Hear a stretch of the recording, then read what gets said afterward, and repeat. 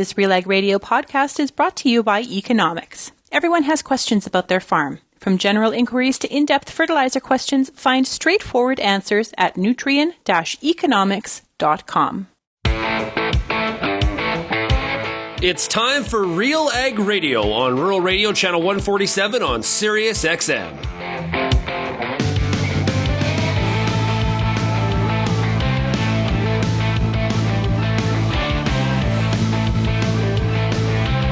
RealAg Radio and RealAgriculture.com is your home for insight and analysis of the issues that are impacting your farm business.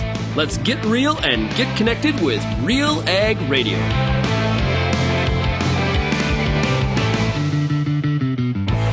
Welcome to RealAg Radio here on Rural Radio 147, Sirius XM. Shaun Haney, your host here on this Wednesday, midweek edition of the show. Hey, thanks so much for making RealAg Radio and Rural Radio 147 a big part of your workday.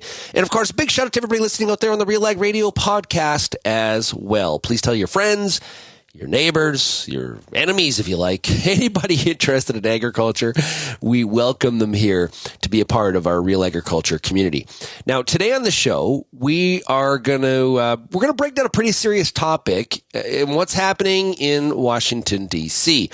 Of course, the House of Representatives is attempting to decide who the next speaker is going to be. And after that motion to vacate that got rid of Kevin McCarthy, it seems to be sort of really up in the air. The motion to vacate, which is unprecedented, where a speaker was voted out. There hasn't necessarily been a clear front runner to be the replacement.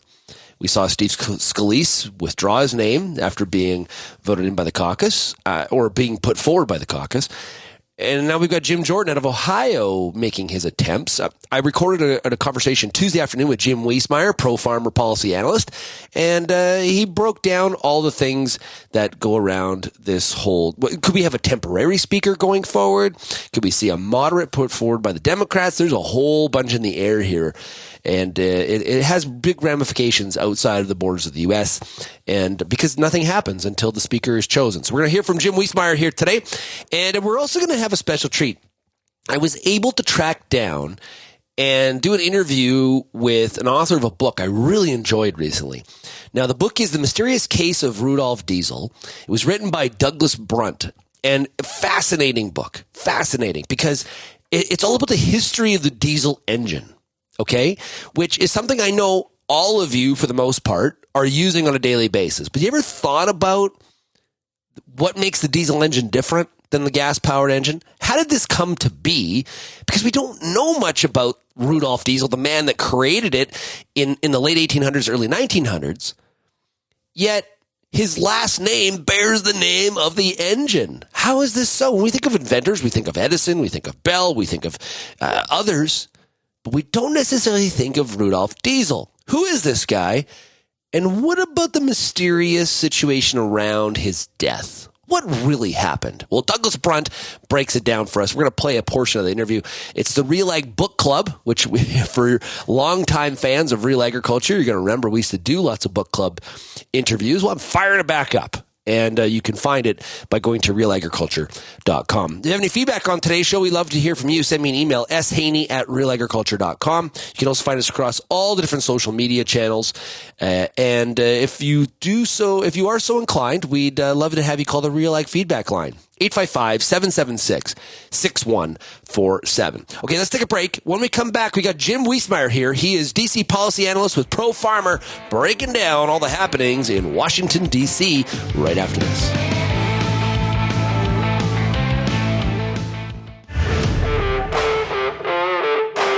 As a grower, you spend a lot of time focused on the details. And sometimes it's only after harvest that you can step back and see the bigger picture. At AGI, we spend a lot of time focused on details too, making sure you can store your grain how you need to and move it when you need to. Learn more at aggrowth.com.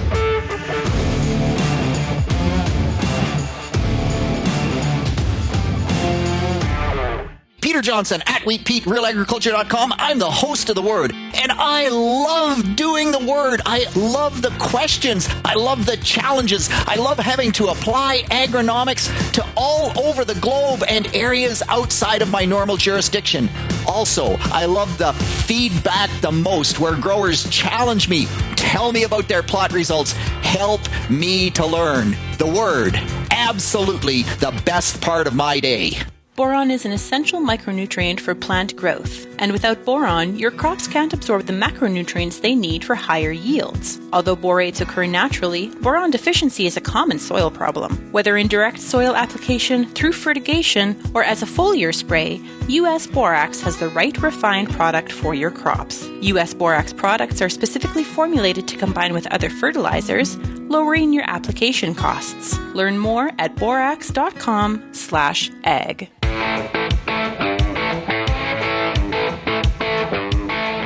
You want true nitrogen protection? Like real true nitrogen protection? Skip imitator products for an agronomically effective solution like Super U Premium Fertilizer from Koch Agronomic Services. Super U protects against all three forms of loss and is proven to boost yield potential. See how others stack up at defendyourn.ca.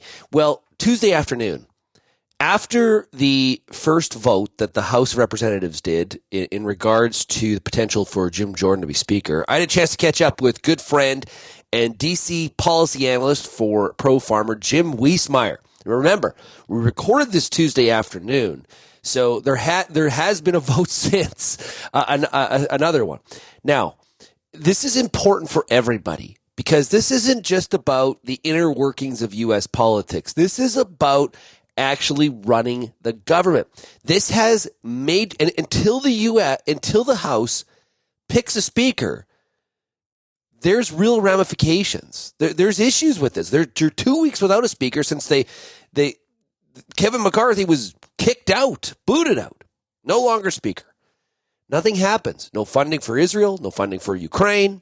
Those are both very, very important topics for the U.S. to deal with, along with everything else, like a potential government shutdown that's going to happen in mid-November. There's a lot riding on the members of the House getting their you-know-what together to get this done. So here's my conversation with Jim Wiesemeyer, ProFarmer. I'm here in Boston, Massachusetts. I haven't been to Boston for many years and saw again how beautiful this city is. But the key word here is the House leadership vote, Shaun, and we have some updates there. Yeah, Jim, I was kind of struggling a little bit to come up with some things that are happening in Canada. Nothing, there's lots happening, but nothing of the same drama that we're all watching really around the world. What's happening in terms of who the next Speaker of the House is going to be? We're recording this Tuesday afternoon. There has been one vote that Jim Jordan, representative from Ohio, he did lose, Jim. Now, the gap there was a little bit more than people first thought. Yes. The word going in was he was shy 8 to 10 votes, and at the most 12. He wound up being 20 votes shy. That's not a good signal whatsoever. And for perspective, Kevin McCarthy, if you recall, took 15 rounds to become Speaker. The first of the 15, he lost by 15. So he did even worse on the first round than Kevin McCarthy, Republican from California. So there's more questions again than answers right now, Shaun. Now, although supported by Matt Gaetz and some of the other members of the rebel sort of group that were McCarthy's undoing, what's the push against Jordan? What does he have to overcome in order to become Speaker? Well, because he was one of the original rebel rousers in his early days. He was the one who helped lead the charge against then House Speaker John Boehner from Ohio, from his own state. He helped dethrone him. And that's when Boehner just resigned. He didn't call for the vote, motion to vacate. And John Boehner at the time called Jim Jordan a legislative terrorist. Oh boy. So that tells you the relation there. Now, people can change, and the last few days, Jim Jordan, Ohio, started to making amends to a number of other lawmakers who were nervous about it. In particular, G.T. Thompson, Republican from Pennsylvania, and Rogers from Alabama, Representative Rogers, and they both wanted his commitment to allow a farm bill to be voted on in a positive way. And he turned on that one and said yes. If you recall, Jim Jordan has voted no on the 3 farm bills that he's been able to vote on. So there was a lot of concern in the ag sector about Jim Jordan.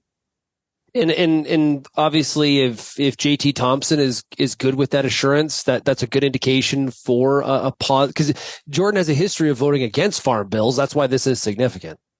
It was significant, but he would still be a very aggressive chairman. Former President Trump was pushing him, and Fox News even got into it. Shaun Haney was basically lobbying on the air for him, and I don't think that went down well with some of the areas of the Republican Party, especially the moderate wing. You saw most of them vote against Jim Jordan. Now, the word at this time is, if there is another vote later today, again, you mentioned Tuesday, he could actually lose more votes. And if that were to be the case, he could lose up to 10 more votes. And if it's a 30-vote spread, he's done. He's done. So I don't know whether he's better off working the phones, personal visits, and then hold the vote sometime on Wednesday. So I'm not going to be surprised if they delay a vote. But Mr. Jordan is fairly aggressive, and he wants to put people on the spot. And, well, he's putting them on the spot already. Now they know the 20 they have to go after. But again, he could lose some, and that's what they're worried about. Well, old wrestling coach, so he knows aggression, right? He'll put somebody in an armbar. He does know aggression, and he's led the charge against the hearings on Biden, the investigation of Biden. So he's fairly aggressive. Now, what's the fallback plan? Because this is another indication that the House Republicans just can't govern. So what is their game plan? Again, some of the word is that Patrick McHenry is the interim speaker right now with very little duties other than to call a vote for the leadership. Well, there's a movement underway, and some Democrats are in support of that, Shaun, by the way, to give Patrick McHenry, he's a Republican from North Carolina, some more powers to at least get some of the must-pass legislation through, appropriation bills, aid to Israel, at least discuss possible aid to Ukraine. And I think a farm bill would fit in that category if and when it came about. So I would watch that as a possibility as well. Those temporary, I guess, privileges for Mr. McHenry, that unprecedented, but seems more likely than a more moderate Republican finding friends on the Democrat side of the aisle. And that just to me would be committing potential political suicide when it gets to re-election time. If someone was to step out and do that. I agree there. And the history of Patrick McHenry, a lot of people don't know. When he first started in Congress, he was a rabble-rouser himself. So he has dramatically changed his colors on that. He's the guy who wears the bow tie. And I've always respect people who wear bow ties without going at a wedding. Okay, it takes guts. There's rules to live by, Jim. You can always trust somebody with a bow tie, and don't trust somebody with 2 first names. Those are the rules to live by. Somewhere that's written. So that's out there somewhere. So what we're saying is that we still don't know. It's just high uncertainty, because you saw overnight. I gave a speech here in Boston yesterday morning, and I went through Jim Jordan and how he had a lot of negatives, and that it looked like he just wouldn't have the votes. And then I come up to my room. This was Monday afternoon. I get all these emails. Oh, he's soaring, and he may get it after all. That's how fluid this is, Shaun. Yeah, the PR machine was definitely, you mentioned Hannity. He was really sending emails to dissenters in a rather aggressive tone in terms of what potential repercussions were from their show towards them if they did not change their vote towards Jordan, which is a real crossing of swords.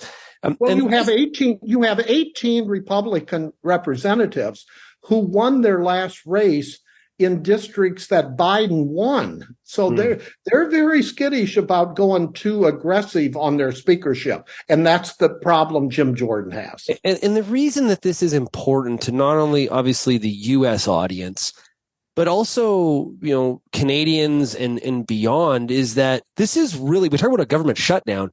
This is essentially a government shutdown from a different aspect. Nothing can happen. You mentioned Israel. We got Ukraine. We got a financial government shutdown happening in November after that 6-week extension was given. Nothing can happen until this is solved. And the path to solution is very, very vague at this point. It impacts not only the U.S., but other countries relying on the U.S. That's true. As one of the leaders of the world, we're not leading right now. And here we have our President Biden going over to Israel, and that's still flaring up with the latest news. And if Hezbollah would come into the fray here, then you've got a regional conflict, if not a wider one. So no, these are significant times, Shaun, that we need leadership throughout the U.S. government, but it's lacking right now in the House. Jim, as we look at the situation in Israel, it seems to be in some ways much more complicated than what we've seen between Russia and Ukraine. Not to say that's a simple situation at all, but this is a lot closer it feels to North America and having impacts here, and a lot more of a situation that could very easily explode to something even bigger than it already is, which I think has a lot of people on real pins and needles. Yeah, I agree. You have geopolitics galore in this one because Iran has basically funded not only the Hamas, a little over 90% of their financing, and Hezbollah about the same thing, 90%. And so that's why if Iran would come in aggressively to support Hezbollah bombing from Lebanon, if you will, and it's really a religious war, and that's where you get history clearly shows those can be brutal, and brutal it is. Israel is starting, I think, to change some of their strategy. They may not be as aggressive in the incursion into Gaza right now, and that's probably one of the reasons our President Biden is going over there. They don't want a ceasefire, but they don't want any too aggressive moves that the opponents can use against Israel. So yes, and this at the same time, this takes the focus away from Russia and Ukraine and China. So that gives them a little respite in order to regroup, if you will. So these have some dynamics. In terms of financial aid, you and I have chatted a lot with RealAgriculture. We talked a lot on AgriTalk about financial aid for Ukraine and the changing of attitude, I think, in both Canada and the U.S. regarding whether or not that should continue and what volume of funds. What about Israel? Because some people have said that aid packages in that regard could absolutely dwarf anything that has been given to Ukraine. What have you been hearing in terms of numbers? Israel's going to get whatever they say that they need, both from a financial perspective and a military perspective. We may not hear all the official gives on this one. Some of them it's just like the Ukraine. Some of the missiles that we recently gave them were not officially announced, and they go further into the Russian occupied territory. So, but I'll tell you, I'm not going to say a total blank check to Israel, but it's close to on that one. Ukraine, far from it, because you have a growing number of members in the Republican Party who, some of whom support Ukraine, but they want a better accounting because of they just don't know where a lot of that money is going, and they haven't got the details from the White House about that. So that'll be debated. So once the Senate's going to take the initial move on aid at least to Israel. Chuck Schumer, the majority leader, has already said that. Whether or not that also includes Ukraine funding remains to be seen. And they may even throw in some border security money to attract more Republican votes. So I would watch for that possibility as well. We're going to take a break. When we come back, we're going to finish up my conversation with Jim Wiesemeyer, policy analyst for ProFarmer. We're going to talk about the Farm Bill. We're going to talk about Israel funding and a whole lot more. You're listening to RealAg Radio here on Rural Radio 147. What's next for your fields? At Pioneer, delivering industry-leading genetics drives everything we do. From the scientists in the lab to our local teams with boots on the ground, we are determined to get there first. Developing top-performing products, proven in more growing conditions than ever before. Pioneer. What's next happens here. Visit pioneer.com/Canada to learn more. You know, there's a reason we call it the Corn School. Videos on everything from planter setup, weed control, field trial results, yield strategies, and so much more.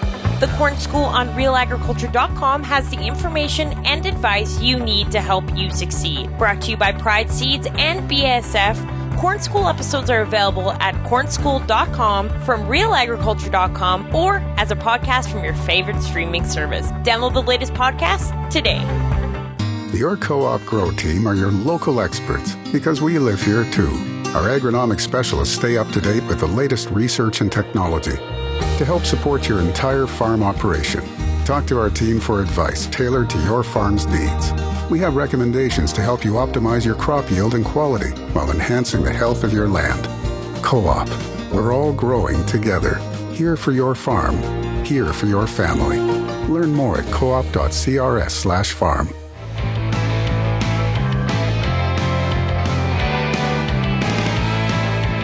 I think it's pretty clear that I really follow politics with a very, very keen interest. I have no interest in ever going to Ottawa as a member of Parliament. If I was an American, I wouldn't have any interest in being a member of Congress. There's just no way.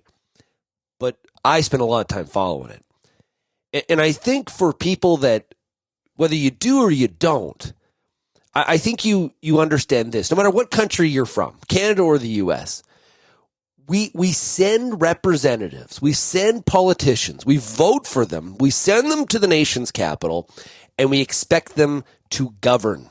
Okay? Now, politics has really turned into very much like a reality series of like sort of something that is here to entertain us. There's tribes on both sides and everywhere in between in terms of how we feel about this, and compromise is a weakness. All of these things exist in today's political environment, especially with primetime TV shows, radio shows. It's a real challenge.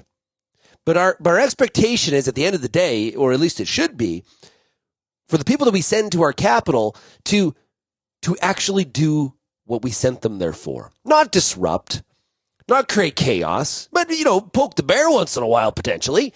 But we actually need governance. That is what they are solely there for. And it just seems that this is a real challenge at this point for some politicians indeed. So important here, before you think I'm choosing political sides, on both sides of the aisle, this is a challenge. This is a problem. And it is really hard for what we would call moderates in the middle to actually get anything done because of the focus that the fringe on the outside gets. Now, you may argue that, hey, those fringes on the outside are getting larger and larger, and maybe they are, but this is a very serious situation that's happening when it comes to the speakership, and a really important topic. That's why I wanted to have Jim here today to talk about it and what some of the possibilities are. Okay, let's continue my conversation with Jim Wiesemeyer, DC policy analyst with ProFarmer. You said you're in Boston. What meetings happened in Boston this week? The crop insurance, CIPA, crop insurance agents. And I mean, they've got a big crowd here. And what I love about the CIPA meeting is that they're the agents of farmers and crop insurance. So they really know agriculture. You don't have to explain farm programs to them, which I like. And they got a series of lawmakers. Senator John Hoeven came up to speak to us from North Dakota. You had more than a few congressional aides from both the House and Senate Ag Committee. So we got a little update on the Farm Bill. They're continuing to go through some of the options, but kind of their hands are tied too as a result of the lack of House leadership. But the word I got today is that there could be a possibility of pushing the Farm Bill into any omnibus spending bill by the end of the year. So watch that as a possible surprise. That's going against though what the Gates is the world, because they're against omnibus bills. Yes, but it may have to come to that because of the inability to govern, and you get Democrats onto that bill. Okay. I'm not predicting that yet, but there is still a way. Dr. Joe Outlaw from Texas A&M, I've met Dr. Outlaw. Yeah, he gave a rousing. I'm going to write about it tomorrow on ProFarmer, and you won't believe some of the things he said. He was very truthful. But he said he still thinks it'll be at the best shot is early next year, other than a possibility of an omnibus thing, because he said there's too much to do to get it done yet this year. And you really have to get it done, he said, no later than February of next year, because then you get into the primaries in the presidential election year. And then he said, if you're not done by that time, then you go to a longer term extension of 1 or 2 years. I mean, it's hard to believe that the U.S. is that far away from an election. Canada can have 3 elections before you have your next one, Jim. The cycle is never over.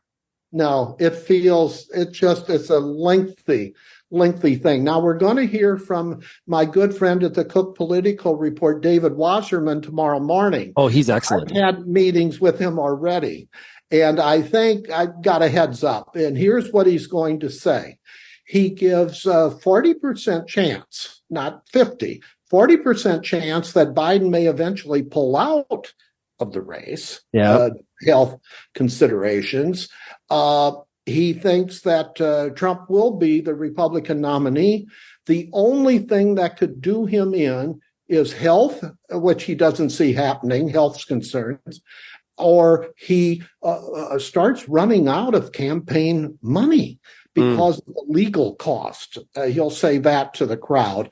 As far as the House and Senate races, he caveats very early right now, but he thinks the Republicans will regain control of the Senate by the slimmest of margins, 51 to 49. On the House, he's looking towards New York in their redistricting battles. That he said if the Democrats can win a few more districts as a result of redistricting, then they could regain control of the House. Other than that, he sees about the same ratio. He sees the Republicans keeping control of the House. If it came to a Trump-Biden presidential race, he'll say that that Trump would probably win. That's the whole thing. The whole thing. Wow. Okay. But he did say, though, if the one Biden could still come in at the end with a lot more money, being able to campaign more than Trump if his legal costs really start dragging him down. That's one avenue that Biden could have, but his poll numbers are really, really bad on the economy, the immigration battle, etc. Now he's looking better relative to the Israeli Hamas situation. I think he's looked pretty strong there, but his health is going down. You can continue to see it. Well, on the right side of the aisle, all of the potential contenders in the Republican primary have just absolutely faded as Trump has really, really gained steam. They've just really faltered, and DeSantis his campaign is in a mess. He also has a money problem. It's really kind of been a whole bunch of blips and starts and stumbles. And on the Democrat side, with Biden hanging on and not necessarily providing any sort of clarity on what he's doing, people are assuming he's going to rerun. There hasn't been a lot of contenders jump up there. That seems to be kind of an unclear field at this point. So it does seem to be a bit of an open lane for Trump to be the winner in the next race if Biden does forfeit his position. Yes. Now, if the Biden were to pull out February, March area, you can go pretty late because he recalled that President Johnson years ago when he got out, it was pretty late in the campaign. Yeah. I asked him, who could it be on the Democratic ticket then? And he said what I'm hearing from the Biden people, Gretchen Whitmer, the governor of Michigan, is well. Really? White House, yes. That's a possibility. Of course, California Governor Newsom would be another one. Yeah. So that's kind of what he said in that regard. So no more Beto. Beto's done. He didn't say Oprah. He didn't say The Rock. No. It's for the ag sector. When I gave my speech, I handled on what would be the impacts of if the Republicans want it all, House, Senate, and White House, or if the Democrats want it all. And the point I made to the audience is that the tax cuts, the Trump tax cuts start expiring 2025, a lot of them. But if Biden is the president, he's not going to, he's going to want to extend those income tax cuts, at least for people making $400,000 or less. Yeah. Now, for the ag sector, if Trump won it all, there's two things. I'm asked, usually by investors in agriculture. The one is, would the Trump people get rid of a lot of these biofuel tax incentives? Right. They're very nervous about that. What I tell them is, if you do away with the tax incentive, what is that? That's a tax increase then. Yep. You see, so the Republicans are going to shy away, I think, from doing away with most of those tax incentives because they'll be accused of raising taxes. The one thing that has a lot of farmers concerned on Trump right now is his threat that the first week he's in office, he's going to implement a 10% across the board tariffs on all of the importers. No, he won't segment it, all of them. And the fear there would be retaliation. So there's a lot riding on this election. Well, and Jim, what's old is new again.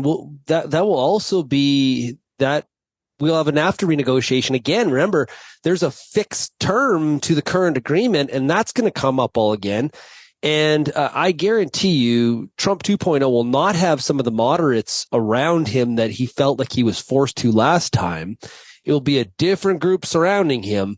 And that could be a real sticky situation for some farm groups in the U.S. trying to convince the president that, that this agreement is good as it's fine. Let's just keep what we have. That's going to be a new drama playing out. It feels like we've already played that record once already. Can you imagine? It would be Trump on steroids. I mean, that is just wow on that one. Yeah, there's just and the concern as we get into trade policy is going to become increasingly important in this country because both really Republicans and Democrats do not like the Biden trade policy. It's moved against market access, and that's been very good in the past for the ag sector. Appreciate you giving us the update, great analysis, and safe travels back to D.C. from Boston, okay? Hey, thank you, Shaun. That was Jim Wiesemeyer, ProFarmer, D.C. policy analyst. And Jim and I are going to be talking every 2 weeks. We're going to break down what is happening in Canada, what's happening in the U.S., and all the things that intermingle in that web that works sort of in combination, and sort of present what's happening from an ag policy standpoint, markets, and of course the geopolitical situation that hangs over all of it. So really appreciate Jim providing his perspective. Okay, when we come back, I got a special treat for you. I'm going to play an excerpt from an interview that I did that we just put up on RealAgriculture.com. And it's telling us a lot about the history of the diesel engine and the mystery of the man that created it. We'll be right back with Douglas Brunt, author of The Mysterious Case of Rudolf Diesel, right after this.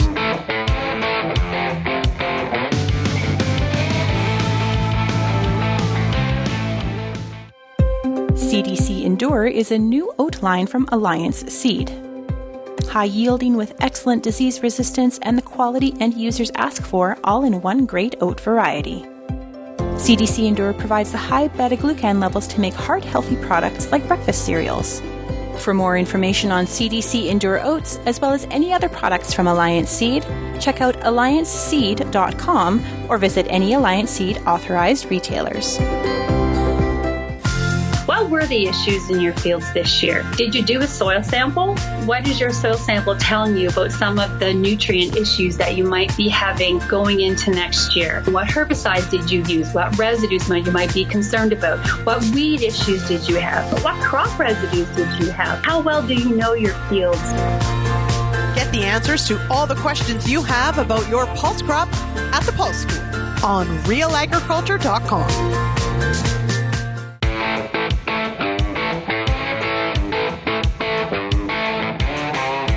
Your Co-op Grow team stays up to date with the latest research and technology to help support your entire operation.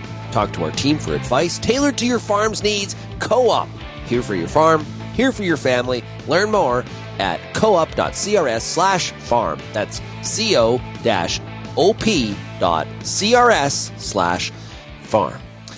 Okay, as many of you know, I love to consume books. I love to read. I love a real book. Like I like books on my phone, but like a real tangible book, paper and all. And I also do like to do audiobooks. On a recent drive that I did, I listened to a book that I heard about on a radio show I frequently tune into. And the author's name is Douglas Brunt. And his discussion with this radio show host really fascinated me because it was about some history, but also about a really, really sort of unsolved mystery. The book is entitled The Mysterious Case of Rudolf Diesel, Genius, Power, and Deception on the Eve of World War I. Sounds interesting, doesn't it? I agree. Douglas Brunt was able to join me last week for a new episode of the RealAg Book Club. Love to get a chance to interview authors. Doug gave us his time and really do appreciate this. I'm going to play the beginning of the interview for you. If you want to hear the entire thing, I encourage you to go to RealAgriculture.com. You can search Rudolf Diesel. It'll be there in the timeline. Encourage you to do that. Here's my conversation with Douglas Brunt. A lot of the reviews are calling it the greatest caper of the 20th century. And it really is this amazing hidden piece of history. As you and I were just saying, you know, we know the word diesel. We see it every day at a fueling station or on a tractor or a truck or whatever. And so we know the word, but we often see it misspelled with a lowercase d because we don't know that there was this man, Rudolf Diesel, this German who invented it more than 100 years ago. And the caper piece of it comes in to play because he disappeared mysteriously just before World War I. September 29, 1913, Rudolf Diesel is traveling from Belgium to Great Britain on an overnight passenger ferry. And in the night, while he's crossing the North Sea, he disappears. And so in the morning, he doesn't show up for breakfast to meet with his traveling companions at 6 a.m. at breakfast on the ship. So they hold the ship at sea and they do a search, and all they find are his hat and his coat neatly folded by the stern of the ship next to the rail, seeming to mark where he may have jumped over. But it was a calm night, so there was no wind, no big waves. It wasn't like he got washed over. And so the weird thing about it, I mean, this all ties into what you've been saying. It's hard to describe what a celebrity he was at that time because the history of the man has really been paved over these last 100 years. But when he disappeared, it would be, in today's terms, like Elon Musk disappearing. Like Elon Musk hopped a flight over to Hawaii and then nobody heard from him again. And the newspapers would go bananas. That's how it was then. It was the cover of the New York Times. It was the cover of the papers in London, all throughout Western Europe and into Russia, wondering about what happened to the great inventor. And while people presumed suicide, people thought, well, maybe he must have just jumped overboard and drowned himself. There were two theories of murder. One was that Kaiser Wilhelm II did it. And the other was that John Rockefeller, the founder of Standard Oil and the richest man in the world, did it. And they each had their motive and a reason why they found themselves in the headlines. For the Kaiser, by 1913, the diesel engine had emerged as the only engine that could power a U-boat or a submarine. And this is at the height of militarism and nationalism and the Anglo-German naval arms race. So the navies of every major power are scrambling for diesel power to build a submarine fleet. And it's the only way to do it. And Rudolf really is still the main guy who knows the technology. And the reason he was crossing was he was going to be the co-founder and board director of a new diesel engine manufacturing company to build submarine diesels for the Royal Navy of Great Britain. So you can imagine the Kaiser was thinking, I'm not going to have my German citizen go over and do this. And in Rockefeller's case, it was because Rudolf, he was an entirely separate threat to Rockefeller because Rudolf advocated the use of different fuels. He advocated the use of vegetable oil or peanut oil for his engine. And he won 13 years before his disappearance in the year 1900. He won the World's Fair in Paris for a diesel engine running peanut oil. It was a totally different kind of engine and had great flexibility with fuels. And he was saying, I can run, he actually in 1912, while he was in America, he said, I can break the American fuel monopoly and I don't need a law to do it. I don't need the Sherman Antitrust Act. I can do it with the power of my technology. So he represented a threat to both of these figures.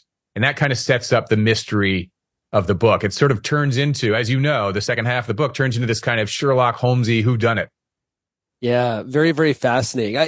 Let's go back to before, or kind of as he was working on this invention. He grew up in a not exactly a wealthy family at all, quite poor. They moved around, so he was very familiar with different countries and cultures. What drove him to come up with this really revolutionary invention of the diesel engine? And as you document very well in the book, extremely doubted. There wasn't a lot of people saying, this is a great idea, go for it, you're going to be successful. He was really up against a lot of adversity. He was. And what drove him comes from a bit of what you were saying. He came from a very humble background. His father and mother had immigrated from Germany to France in 1850. And Rudolf Diesel was born in Paris in 1858. His father worked with leather goods and was sort of a bookbinder mainly. So they didn't have a lot of money. And they were Germanic in origin. And when the Franco-Prussian War broke out in 1870, which was really all these Germanic tribes like Bavaria, Prussia, others united in war against France, anyone of Germanic descent was basically evicted from the country. So the Diesel family leaves as these refugees and they travel over to London penniless. They kind of had to leave with the shirts on their back because there was looting and rioting in the streets, and anybody who was German was, very unwelcome. So they arrive in London and kind of the guts of the industrial age. They moved to this neighborhood, which is, incredibly, is the same neighborhood that was the setting for Charles Dickens' Oliver Twist. And Rudolph arrives at the age of the title character. He's 12 years old, living in this tenement housing where kids his age are being marched into factories instead of going to schools and things like that. And he's witnessing all the ill effects of the industrial age at its worst. And so his hope was to build, he was always sort of very technical minded. And when he was little in Paris, he would go to this technical museum nearby and sketch these old steam engines and things like that. And so he had this idea, and this is documented in their family lore and family biographies written by his son, that he had this idea, like, I can build a different kind of engine, a more compact engine that could service rural communities and small businesses. Because at that time, a steam engine would be as big as his father's workshop. But he's like, if I can build a small, compact power source, that could actually power the economies in rural areas and small businesses like my father. So that was the aim. And in the 1880s, he drew up a list of intended users of his engine that were stone carvers and woodworkers and dentists and things like that. So one of the ironies of the book, as you know, is it didn't quite work out that way. Yeah, his intended application, obviously, there's that there was some follow through on that, but obviously, the motor vehicle. Then there's also the military aspect of this, which I'm sure, if you were to look at those original lists, that wouldn't have been really the intention. Not at all. I mean, he never had envisioned that it'd be an implement of war. But by 1902, 1903, so he unveils the engine in 1897 after a very trying period of, building these prototypes for about 5 years, from 92 to 97. 97, he unveils it, does a ton of licensing deals around the world. The licensing model at that time was to license the exclusive rights to manufacture and market the engine by national territory.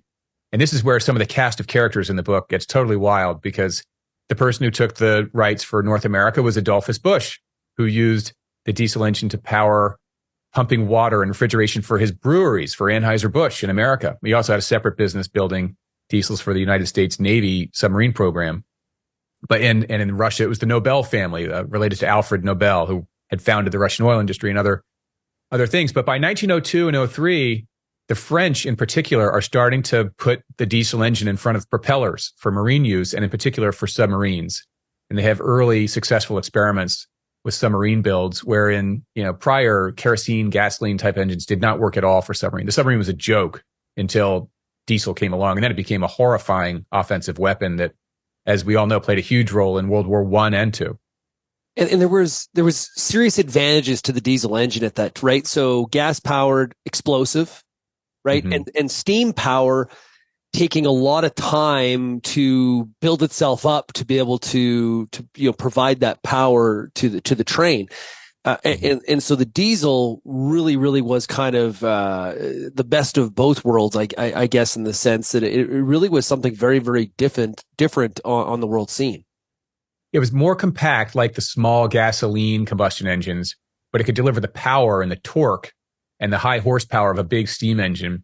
But as you say, that steam engine technology was so rudimentary. I mean, it really is like the same idea as boiling a pot of water on a stove. You'd have this huge furnace where you pour in a bunch of coal and you get the fire going. That heats a vat of water to turn into steam, and the steam pressure turns the gears of the engine. But if you're in a warship and you need to, suddenly the battle is on, you need to go. It's like, well, everybody runs on the ship. And it's like, all right, well, let's start the fire and let's get the coal going. We got to boil the water. And it takes 3-4 hours to get out of port because you got to fire up the steam. You got to, as they say, raise steam. The diesel engine starts from a cold start. You just hit go and the engine's pumping and off you go. So that's a huge military advantage for surface ships of war. And of course, submarines, it was a non-starter. There was no other option for a submarine.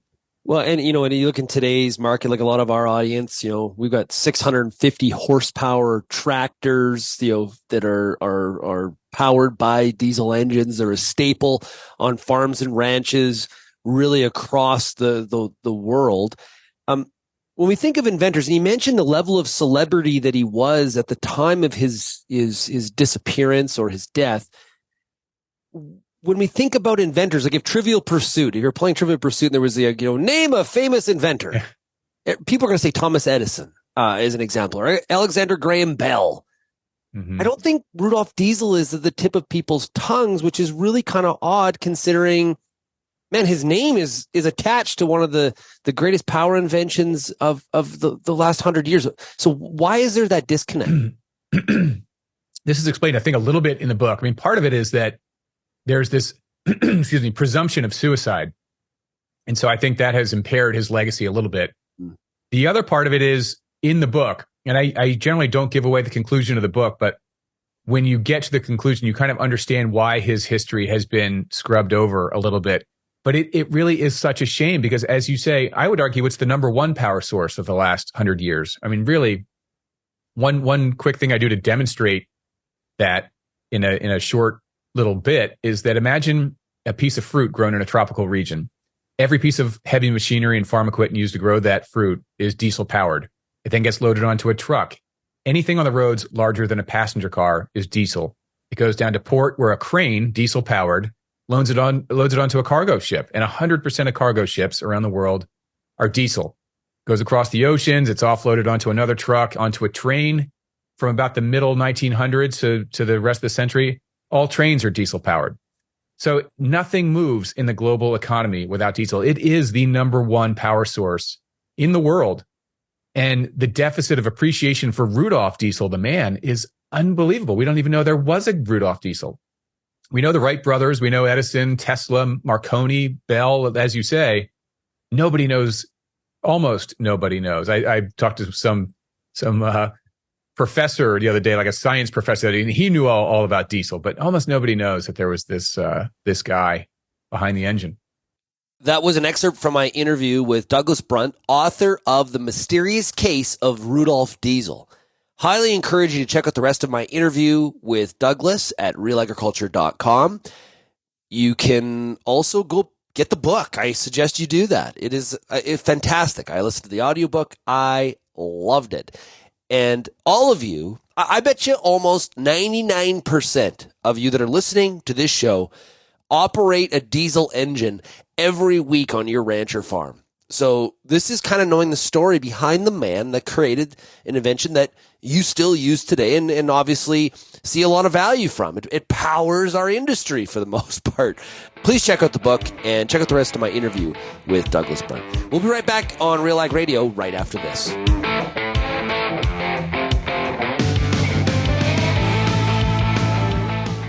At Brett Young, we focus on what's real. It's how we became Canada's largest independent seed company. That's why we're asking a real farmer, what do you think of BY6217TF, Brett Young's TrueFlex Canola Hybrid? What's that? BY6217TF, Brett Young's TrueFlex Canola Hybrid with Pod Defender shatter reduction technology and Defender-rated club root and blackleg resistance. Good yield, yeah. Probably choose it again. Thanks, Chris. Talk to your Brett Young retailer today to see for yourself. Brett Young, distinct by design. What's next for your fields? At Pioneer, delivering industry-leading genetics drives everything we do. From the scientists in the lab to our local teams with boots on the ground, we are determined to get there first. Developing top-performing products, proven in more growing conditions than ever before. Pioneer. What's next happens here. Visit pioneer.com/Canada to learn more.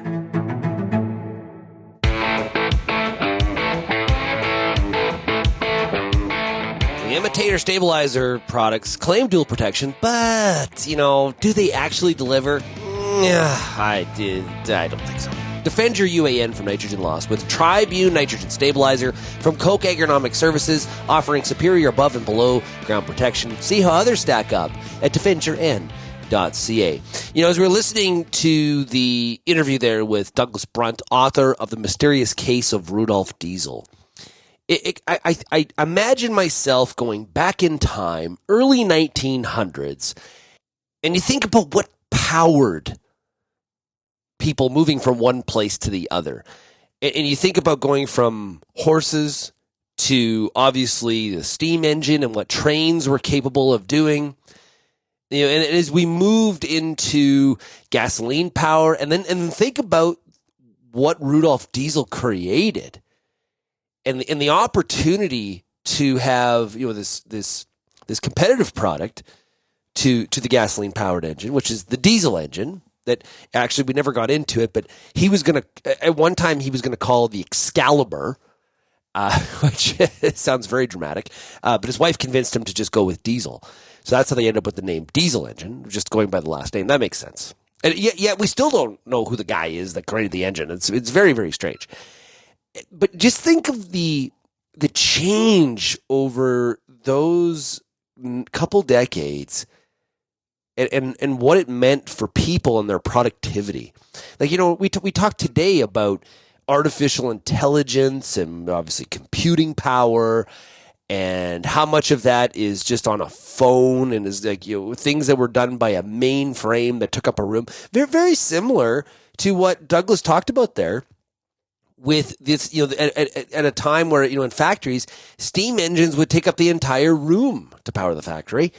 And here's this little diesel engine that could produce the same output of power, of horsepower, and it was a fraction of the size. That's kind of like what happened to computing power, right?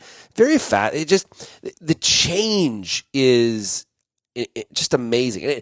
And to think, this is only, from a historical standpoint, it's only 125 years ago. It's only 125 years ago. And what hasn't changed is passionate people with an idea and the pursuit to achieve that does come great creativity. And Rudolf Diesel is definitely in that category. So I encourage you to check out that book and think about the next time you fire up that diesel engine, that tractor, or that truck, you think about the contribution, the commitment that people like the man of Rudolf Diesel and his contribution, that value is still being captured on your farm today. Very, very fascinating stuff. Get the book. I encourage you to do so and think about it. And lots of mystery too, which is even better.